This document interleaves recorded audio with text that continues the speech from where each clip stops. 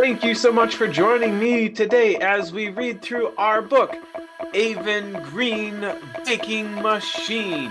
Each night we're going to be reading through some chapters of this wonderful book. So come on, sit back, get comfortable, and let's read. Aven Green Baking Machine. Chapter 1. Expert Baker Requirements. There are a whole lot of cupcakes, cookies, Rice Krispie treats, and popcorn balls to make in elementary school.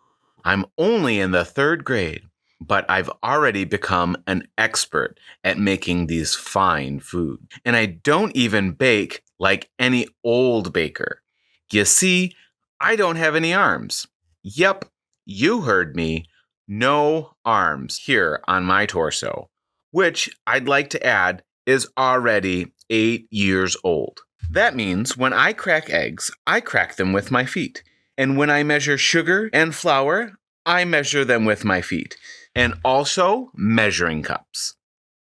And when I melt butter, I melt it with my butt cheeks. Just kidding, of course. I use the microwave like everyone else. Using butt cheeks while baking would be unsanitary. Unsanitary is opposite of sanitary, which means clean. I always wash my feet before I bake, so there's nothing unsanitary about using my feet to bake. And if you try to say so, we might have to have a little talk about how many times you picked your wedgies today using your fingers. Like I said, butt cheeks are unsanitary. It's super hard to pick my wedgies, so I just leave them right there in my butt all day long. Now, you might be wondering what the requirements are to become an expert baker. The most important thing you need is extra taste buds. Miss Luna, my 3rd grade teacher, told us that the average person has about 10,000 taste buds. But I'm pretty sure I have about 10 million. I am what is called a super taster. A super taster is someone who tastes is super. Something else you need to become an expert baker is a really good sense of smell. So you know when cakes smell delicious and when they smell like poop and are probably inedible. Inedible is the opposite of edible, which just means eatable. I don't know why we don't just say eatable instead of edible. But I imagine someone with a very fancy accent once said, edible, like that, and a new word was created. Like this one time, I said the word marshmallow in a very fancy accent, like marshmallow. As far as I know, marshmallow has yet been replaced with marshmallow. Another thing you need to be an expert baker is buns of steel. Don't worry, I'll explain that later. But you know what's one thing that's definitely not required for being an expert baker? Having arms. That's what. Chapter 2. As many friends as possible.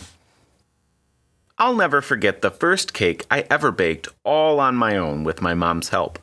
It was a perfect carrot cake with cream cheese frosting and no nuts, because nuts do not belong in cakes or cookies. Anyway, that was last week. Now, I'm a pro. After the carrot cake, I made oatmeal cookies with chocolate chips instead of raisins, because raisins taste like sweet mud. Ugh. Add raisins to the list of foods I will never put into my cookies and cakes.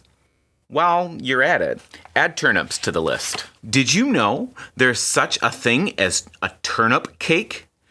I just found out. And people, I am shocked. The whole reason I've become such an expert baker is because there's a big baking competition coming up at the county fair next weekend. And I really, really want one of those beautiful blue first place ribbons. There's also going to be a livestock competition. But since I don't have a cow or sheep or chickens, and I'm not really sure what a swine even is, I had no choice but to become a professional baker. In order to win this baking competition, I have to decide to enlist the help of my closest friends, Kayla, Emily, and Sujata. I really just became friends with Sujata about a week ago. But you know when you have a really special connection with someone?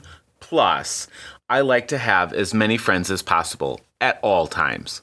And the wonderful news is that it was Sunday, so they are all coming to my house for an official baker's meeting. We planned to make one recipe each, which meant 4 whole baked desserts to test. Our testing would probably also include eating quite a lot of cookie dough and cake batter. But that's okay, because it would be official scientific testing.